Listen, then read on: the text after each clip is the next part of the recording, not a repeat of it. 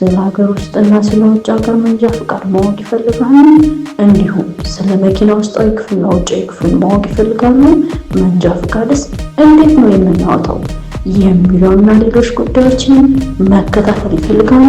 እንግዳውንስ ሚስ ፈንድሻ ዩቲዩብ ቻናል ሰብስክራይብ አድርገው መከታተል አይዘንጉ። ላይክ፣ ሰብስክራይብ፣ ሼር፣ ኮሜንት ማድረጉን አይዘንጉ።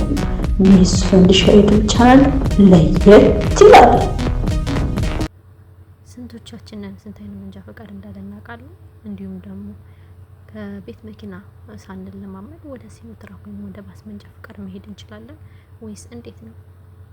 አሰላሙ አለይኩም ወራህመቱላሂ ወበረካቱ። ውድና የተከበራችሁ የሚስ ፈንድሻ ዩቲዩብ ቻናል ተከታታዮች እንዴት ናችሁ? ደህና ናችሁ?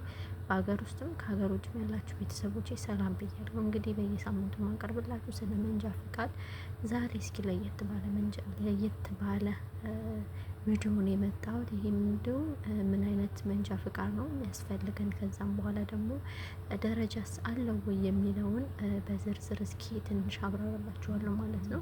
እንግዲህ በሀገራችን አሁን ባለው ሁኔታ 7 አይነት የመንጃ ፈቃድ አይነቶች አሉ። እንዲሁም ደግሞ በውጭው ዓለም ላይ ወደ 8 አይነት እኔ እንደምኖርበት ሀገር 8 አይነት የመንጃ ፈቃድ አይነቶች አሉ። እንግዲህ እነሱ እንዴት ነው ደረጃቸው፣ እንዴት ነውስ ከአንዱ ወደ ሌላው መንጃ ፈቃድ መሄድ የምንችለው የሚለውን አጠር ባለ መንገድ ነግራችኋለሁ ማለት ነው። እንዴት ነው መሰላችሁ? መንጃ ፈቃድ ስንጀምር መጀመሪያ ፓስፖርት ወይም የምንኖርበት ሀውያ ያስፈልገናል እዚህ ሀገር ማለት ነው። ሀውያ ማለት የምንኖርበት መኖሪያ ፈቃድ ማለት ነው። አረቡ ዓለም ሲሆን በሀገራችን ሲሆን ደግሞ የ8ኛ ክፍል ካርድ እና እንዲሁም የእኛ ሙሉ ጤንነትን የሚያረጋግጥ የሐኪም ቤት ወረቀት አለ። ራሷችሁ ይሰጧችኋል።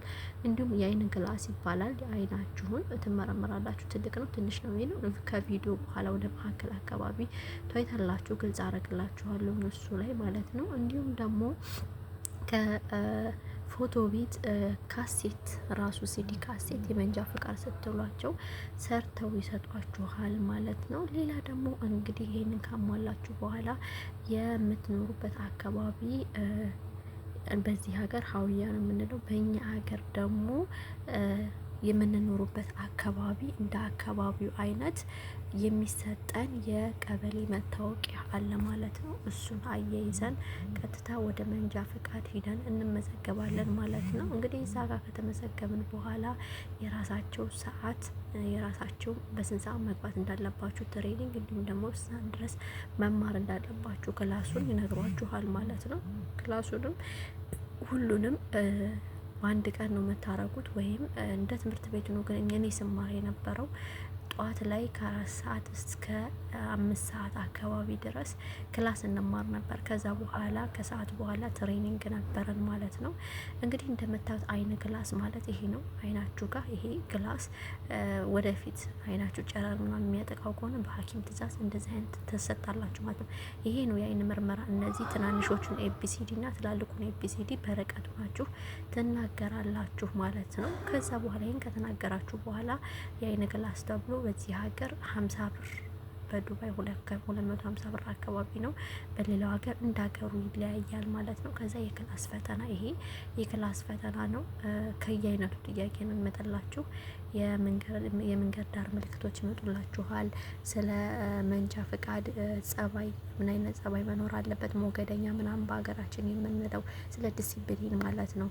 እንዲሁም ደግሞ ስለ ሞተር ክፍሎች፣ ስለ መኪና ሞተር ክፍሎች፣ እንዲሁም ደግሞ ምን አይነት ተኝታችሁ ነው እንቅልፋችሁን ጨርሳችሁ ነው ወይስ ምን አይነት ኮንፊደንስ ምናምን እየተባለ ተከፋፍሎ ስለ እረፍት ጨርሳችሁ ወይም እንቅልፋችሁን ጨርሳችሁ እረፍት ወስዳችሁ እንደዚህ አይነት ማሽከርከር እንዳለባችሁ የሚያሳይ ወይም እንደዚህ አይነት ክፍል የተዘጋጀ ራሱ ትምህርት ትማራላችሁ ማለት ነው። እንግዲህ እንደ ትምህርት ቤቱ ነው ሁሉ ነገር የሚሰጣችሁ ማለት ነው።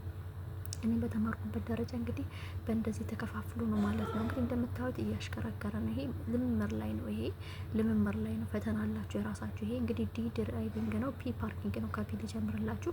ፒ ፓርኪንግ ነው። አር ሪቨርስ ነው። ዲ ድራይቪንግ ነው። ኤን ደግሞ ኒውትራል ነው። ኤል ደግሞ ኤል2 እና ኤል2 ኤል4 የሚባሉ ከባድ ማርሽ አደገት ላይ የምትጠቀሙት ነው። ይሄ እንግዲህ አንግል ፓርኪንግ ይባላል። ይሄን እንግዲህ ስትሰሩ አስተማሪያችሁ ሲያስተምራችሁ ልብ ብላችሁ ማየት አለባችሁ ማለት ነው። እንግዲህ በሀገራችን የሚገኙት 7 አይነት የመንጃ ፍቃድ አይነቶች ናቸው የሚገኙት። 7ቱም ወይም ክብሩ በሚል መጽሐፍ ላይ ቀርበዋል ማለት ነው። በዚህ ሀገር ደግሞ 8 አይነት መንጃ ፍቃድ፣ አንደኛ ደረጃ፣ ሁለተኛ ደረጃ፣ ከባድ፣ የተሳቢ እንዲሁም እነዚህም ሁሉ ደረጃ በደረጃ የምትማሩ መጀመሪያ የቤት መኪና ተለማምዳችሁ ከዛ ደረጃ አሉ። አንዴ አይሰጣችሁ ዘላችሁ የሲኖ መንጃ ፍቃድ እማራለሁ ብትሉ ትምህርት ቤቱ አይፈቅድላችሁም። መጀመሪያ ከትንሽ ከዛ ከመካከለኛ ከዛ ትልቅ ብሎ ከፋፍሎ ነው የሚያስተምሯችሁ ማለት ነው። ወይም መጀመሪያ አንዱ መንጃ ፍቃድ ሊኖራችሁ ይገባል። በሀገራችንም በዚህ ሀገርም ማለት ነው። እንግዲህ ይህን ይመስላል። በሌላ ጊዜ ደግሞ የተለያዩ መንጃ ፍቃዶች ነገሮች ይዤላችሁ እመጣለሁ። ለዛሬ ይህን ይመስላል። አሰላሙ አሌይኩም ወራህመቱላሂ ወበረካቱ።